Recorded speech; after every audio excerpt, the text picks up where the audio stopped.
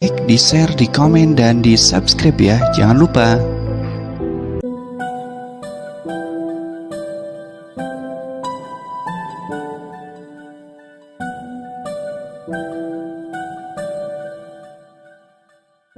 Baru-baru ini, Bunda Corla viral setelah terlibat diskusi mengenai Trinitas, Yesus hingga Nabi Isa. Dalam video yang dibagikan akun TikTok Guci 45, Bunda Corla tampak sedang berbicara dengan seorang perempuan yang diduga beragama Kristen. Dalam obrolan itu, Bunda Corla penasaran dengan konsep Trinitas serta Yesus yang banyak diidentikan dengan Nabi Isa. Roh Kudus itu siapa? Malaikat? Bukan, Roh Kudus itu Siapa itu? rohnya. Roh Kudus itu adalah rohnya Sang Bapa. Roh, jadi, jadi lain lagi. Ya udah gini aja deh. Jadi Tuhan, jadi gini, bapaknya Yesus itu bapaknya Yesus itu Allah ya kan? Gini Bunda, dalam keyakinan teman-teman Muslim, Allah itu adalah nama. Kalau dalam keyakinan orang Yahudi dan Kristen, Allah itu bukan nama. Allah itu adalah hakikat, sesembahan. Nama dari Allahnya Yahudi dan Allahnya Kristen adalah Hashem, atau disebut dengan Yod He Vav, 4 tetragrammaton. Jadi Allah itu adalah generic name, bukan proper name. Gitu Bunda. Jadi Sang Bapa itu adalah Allah, firmannya Bapa adalah Allah, dan rohnya Bapa adalah Allah. Karena hakikatnya Sang Firman dan Sang Roh itu harus sama dengan hakikat Sang Sumber, yakni Sang Bapa. Makanya Alkitab kami berkata apa Bunda? Bagi kita hanya ada satu Allah saja, yakni Bapa, dan satu. Berarti sama dong kayak Muslim juga. Allah cuma satu, yaitu Allah gitu loh. Tidak ada Tuhan yang lain selain Allah yang disembah. Memang sama Bunda. Jadi Allah Memang sama sama. Allah Bunda sama. Bunda coba deh. Gini, kalau kita berbicara Allahnya Bunda dengan Allahnya saya sama, tidak. Kenapa Bunda? Karena yang diajarkan Allah dalam keyakinan Bunda dengan apa dalam keyakinan kami itu berbeda. Tapi kalau Allahnya Yahudi dengan Allahnya Kristen itu sama, yaitu Hashem. Orang Yahudi Sama. bukannya ajaran Yahudi berawal dari diajarkan Nabi Musa. Iya, Musa itu pembawa Berarti hukum. Nabi Musa bagian dari pesuruh Allahnya orang Muslim, sama kayak Nabi Muhammad. Iya, kalau dalam keyakinan Bunda kan Musa itu adalah nabi. Tunggu. Keyakinan Dalam agak. Jadi ini bapaknya Allah tadi, bapak Allah itu, bapak Allah. Allah Bapak Bapa, Allah. bukan Bapak Allah, Allah Bapa. Beda Bunda. Jangan Gimana? dikatakan Allah Bapak Allah. Kalau Bapak Allah Allah Bapa. artinya iya. Kalau Bapak Allah Bapa Allah maksudnya itu gimana? Allah berbapa. Beda.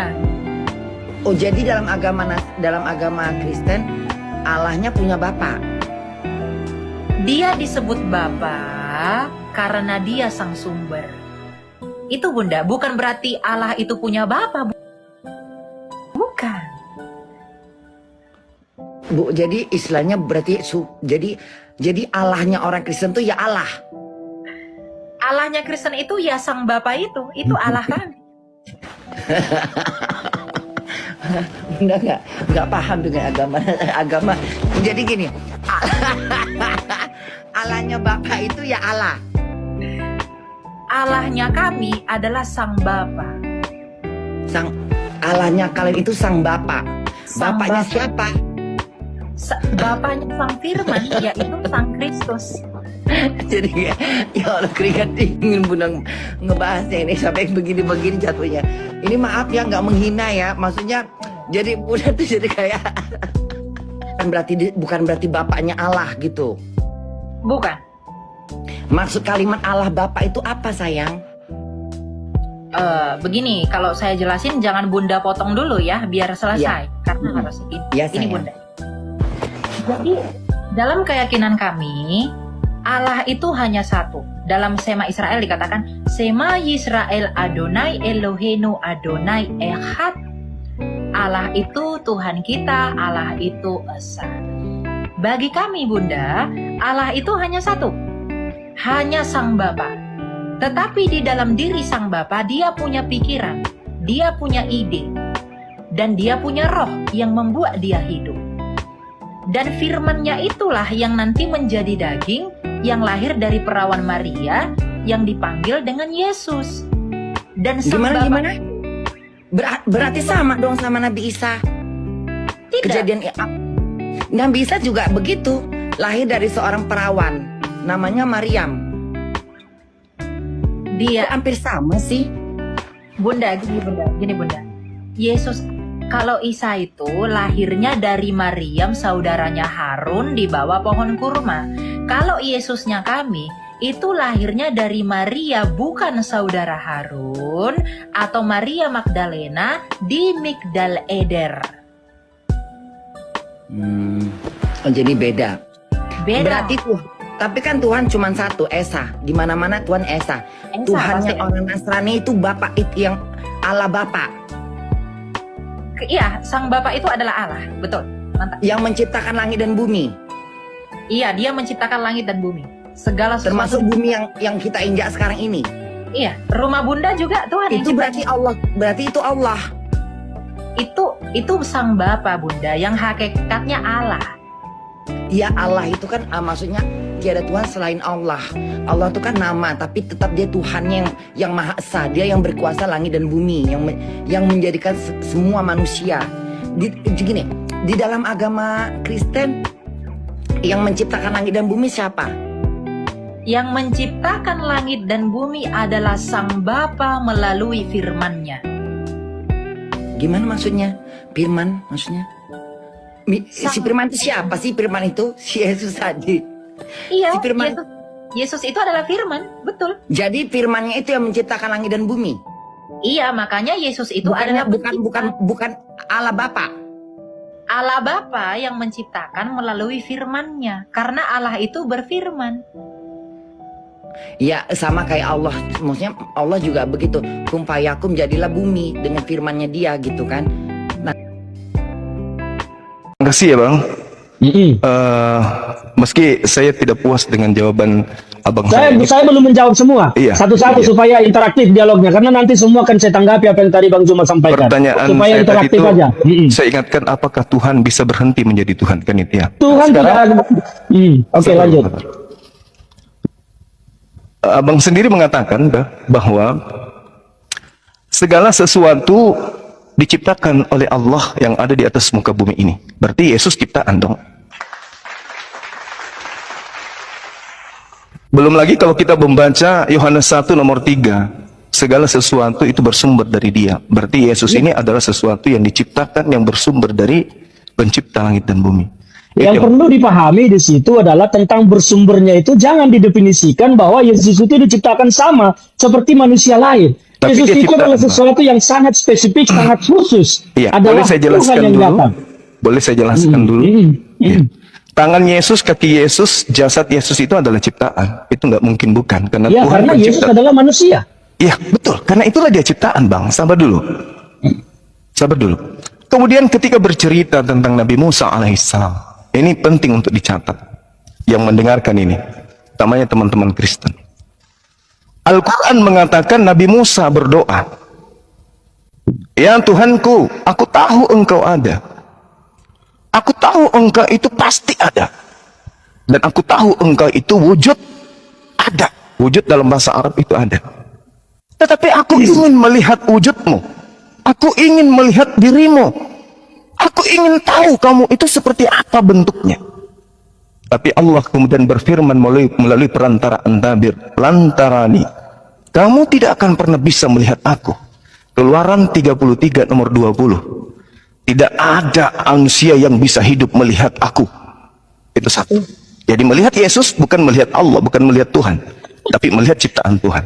Maka disitulah yang saya bilang tadi, kalau Tuhan datang langsung ke dunia, maka dunia ini selesailah sudah. Oleh karena Disitulah itulah Tuhan dia datang Oke, Bang. menggunakan sarana daging. Firman Sabar. itu dibuat menjadi daging, Sabar. menjadi manusia supaya dunia ini tidak binasa ketika Sabar. Tuhan datang ke bumi.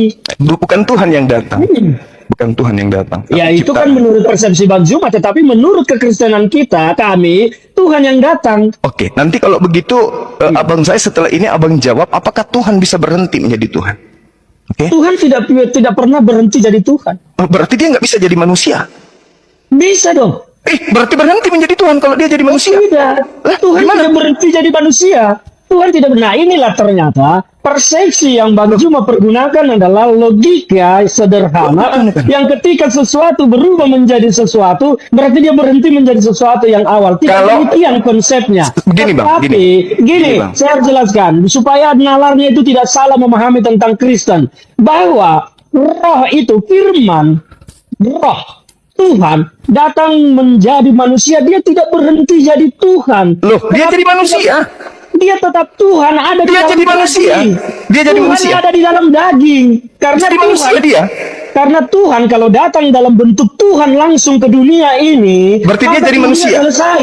Maka Berarti dia Tuhan jadi manusia, datang Pak. menggunakan Tuhan datang menggunakan sarana daging. Itulah disebut firman itu menjadi daging dan Tuhan itu menggunakan sarana daging dalam wujudnya datang sebagai Tuhan ke Berarti dunia. Tuhan berhenti Karena dia- jadi Tuhan.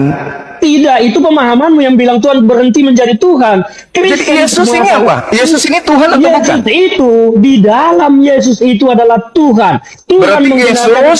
Tuhan menggunakan daging untuk datang ke tengah-tengah manusia. Berarti Yesus ini manusia yang kesurupan Tuhan gitu. Oh, bukan kesurupan. Nah, Lalu? nalar-nalar yang begini yang bikin kacau pemahaman. Abang. Yesus bukan kesurupan, tetapi Abang. tapi Tuhan menggunakan daging untuk datang ke dunia. Karena kalau Tuhan datang secara langsung dalam bentuk Tuhan langsung, maka kita semua tahu dunia akan selesai. Karena tidak ada Berarti manusia Tuhan yang bisa melihat berubah Tuhan. menjadi manusia kan? Tuhan datang sebagai manusia. Berarti dia berubah jadi manusia kan? Bukan berubah, Tuhan datang sebagai manusia di dalam daging. Apakah Tuhan itu manusia? Tuhan bukan manusia, tetapi Tuhan datang dalam daging. Berarti Maka Tuhan Yesus menjadi. Maka Yesus itu adalah dia Berarti adalah Tuhan, daging. Tapi berarti dia Tuhan bukan membentuk Tuhan. diri menjadi daging.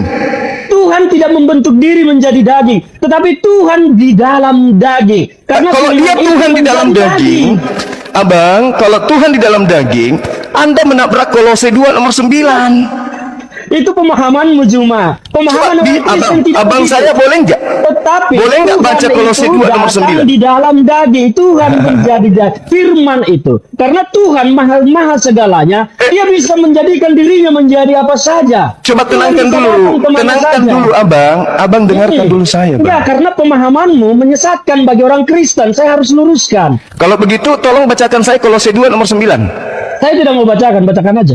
Lah, Kolose 2 nomor 9, di dalam dagingnya Yesuslah Tuhan itu. Di dagingnya, daging Yesus ini Tuhan. Daging Yesus ini Tuhan. Karena itulah Tuhan datang ke dunia menggunakan daging. Iya, Dan Tuhan Anda menjadi ada di daging. dalam daging itu. Berarti Tuhan Anda berubah menjadi daging. Tidak, Tuhan tidak berubah menjadi daging. Kolose- Tuhan ada di dalam daging. Makanya Yesus berkata, Bapa di dalam aku di dalam dia. Kolose Tuhan tidak 2, berubah. bang. Kolose 2 Anda nomor menggunakan 9. nalar yang keliru. Kolose 2 nomor 9. Yaitu pemahaman Anda tentang Kolose 2 itu salah. Loh, Kolose 2. Kolose 2, dagingnya Yesus penuh dengan keilahian. Dagingnya. Betul, betul. Berarti Yesus ini Tuhan yang menjadi daging. Oh tidak, Tuhan tidak pernah menjadi daging. Lah tubuhnya Yesus ini Tuhan. Dengar. Tuhan itu datang ke dunia dalam firman itu dibuat menjadi daging. Tuhan ada di dalam daging itu. Kenapa? Karena saya bilang tadi, kalau Tuhan datang dalam wujudnya yang kita tidak ketahui, bagaimana manusia akan mengenalinya? Bagaimana manusia akan menerima dia? Orang-orang Yahudi mengenal Tuhannya sebelum ajaran Roma ini. Mengenal Tuhannya, tetapi tidak dalam wujud fisik. Emang Tuhan perlu datang dalam bentuk Jadi menurut fisik saudara, manusia. fisiknya Yesus itu Tuhan. Fisiknya Yesus itu adalah daging. Nah, tadi katanya supaya dikenali ada Tuhan. di dalam daging Supaya itu. Tuhan dikenali, dia datang dalam bentuk daging. Maksudnya apa? Tuhan itu dikenali dalam daging. Berarti dagingnya Yesus ini Tuhan.